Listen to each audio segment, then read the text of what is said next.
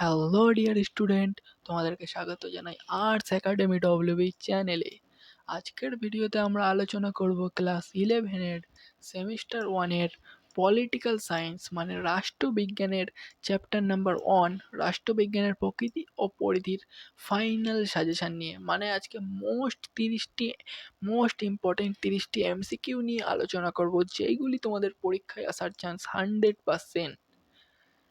আর হ্যাঁ, ভিডিওটা শুরু করার আগেই তোমাদেরকে একটা কথা বলে রাখি, এই পিডিএফটা আমি তোমাদেরকে দিয়ে দেব। পিডিএফটা কিভাবে পাবে জানতে হলে ভিডিওটা শেষ পর্যন্ত দেখতে হবে। তো চলো শুরু করি ভিডিওটা। 1 নম্বর প্রশ্ন, রাষ্ট্রবিজ্ঞান নিচের কোন বিজ্ঞানের শাখা? সামাজিক, অর্থনৈতিক, প্রাকৃতিক নাকি জীব? উত্তর হচ্ছে সামাজিক।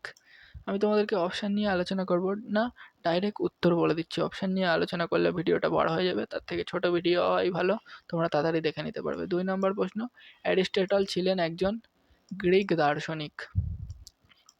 3 নম্বর, পলিটিক্স গ্রন্থের লেখক হলেন Aristotle.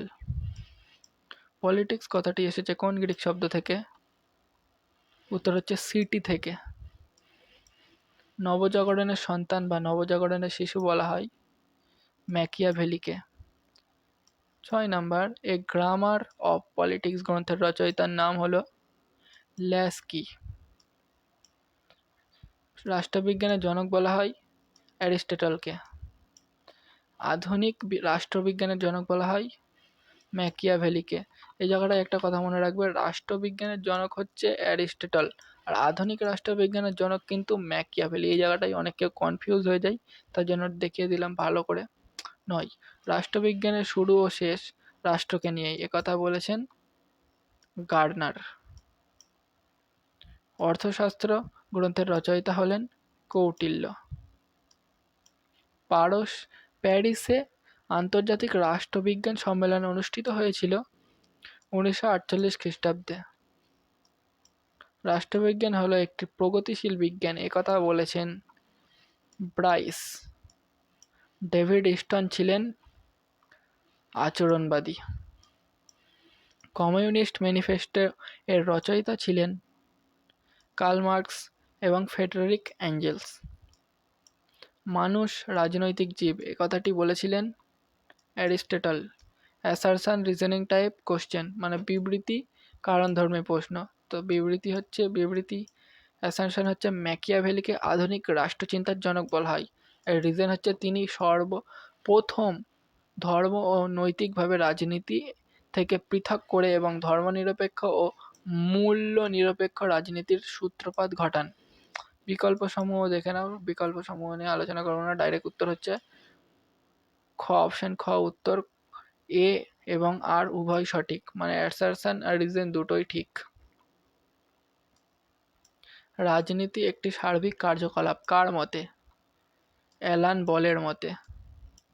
Modern politics and government গ্রন্থটির লেখক হলেন অ্যালান বল। উদারনীতিবাদের দুজন মুখ্য প্রবক্তার নাম জন লক ও অ্যাডাম স্মিথ। পাবলিক ওপিনিয়ন গ্রন্থটির রচয়িতা হলেন Lippmann. True and false type question মানে সত্য মিথ্যা ধর্মী প্রশ্ন। বিবৃতি 1, অ্যারিস্টটল মনে করতেন একটি ভালো রাষ্ট্রে আইনই হবে চরম সার্বভৌমত্ব। এটা অ্যারিস্টটল হয়ে গেছে, এটা অ্যারিস্টটল হবে।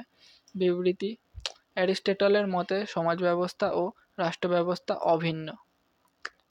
অ্যারিস্টটল রাজনীতি চর্চাকে বিজ্ঞানের সঙ্গে সম্পর্কিত করেন। রাষ্ট্রবিজ্ঞানকে লর্ড ব্রাইস অপরিণত বিজ্ঞান বলেছেন। উত্তর তোমাদের হয়ে যাবে 1, 2, 3 সত্য আর 4। 1, 2, 3, 1 সত্য, 2 সত্য, 3 মিথ্যা, 4 সত্য। এই যে এটা তোমাদেরকে পিডিএফটা দিয়ে নেবো, তোমরা ভালো করে দেখে নেবে পিডিএফটা দিয়ে দিলে। রাষ্ট্রবিজ্ঞান পাঠের দুটি পরস্পর বিরোধী দৃষ্টিভঙ্গির নাম হলো উদারনীতিবাদ ও মার্ক্সবাদ। রাষ্ট্রবিজ্ঞানকে বিজ্ঞান বলার বিরোধী দুজন প্রবক্তা ছিলেন মেইটল্যান্ড ও অগাস্ট কোঁত। রাষ্ট্রবিজ্ঞানের একমাত্র আলোচ্য বিষয়ই রাষ্ট্র, এটা উত্তর হচ্ছে না। রাষ্ট্রবিজ্ঞানের একমাত্র আলোচ্য বিষয় রাষ্ট্র নয়, এর বাইরে অনেক কিছুই আছে। রাষ্ট্রবিজ্ঞানের শুরু ও শেষ রাষ্ট্রকে নিয়েই, একথা বলেছেন Garner. Human nature in politics গ্রন্থের লেখক হলেন গ্রাহাম ওয়ালস। রাষ্ট্রচিন্তার সূত্রপাত ঘটেছিল প্রাচীন গ্রিসে। রাষ্ট্রবিজ্ঞানকে শ্রেষ্ঠ বিজ্ঞান বলেছেন অ্যারিস্টটল। রাষ্ট্রের বিবর্তন সমার্কিত তথ্যগুলি ক্রমানুযায়ী সাজাও। উদারবাদ, ভাববাদ, মার্ক্সবাদ, আচরণবাদ। ডাইরেক্ট উত্তর হচ্ছে তোমাদের উদারবাদ, ভাববাদ, মার্ক্সবাদ, আচরণবাদ। অপশান খ তোমাদের উত্তর। পিডিএফ দিলে সেখান থেকে ভালোভাবে দেখে নেবে। 30 নম্বর এবং লাস্ট প্রশ্ন, রাষ্ট্রবিজ্ঞানকে মূল্যের কর্তৃত্ব সম্পন্ন বরাদ্দর পাঠ একথা বলেছেন ডেভিড স্টোন। তো ডিয়ার স্টুডেন্ট, এই ছিল তোমাদের মোস্ট 30 এমসিকিউ, 30 ইম্পর্টেন্ট এমসিকিউ। এইগুলো তোমাদের পরীক্ষায় আসার চান্স 100%। যদি তোমরা ভিডিওটি ভালোভাবে দেখে থাকো তাহলে তোমরা এখান থেকে অনেক প্রশ্নই কমন পেয়ে যাবে।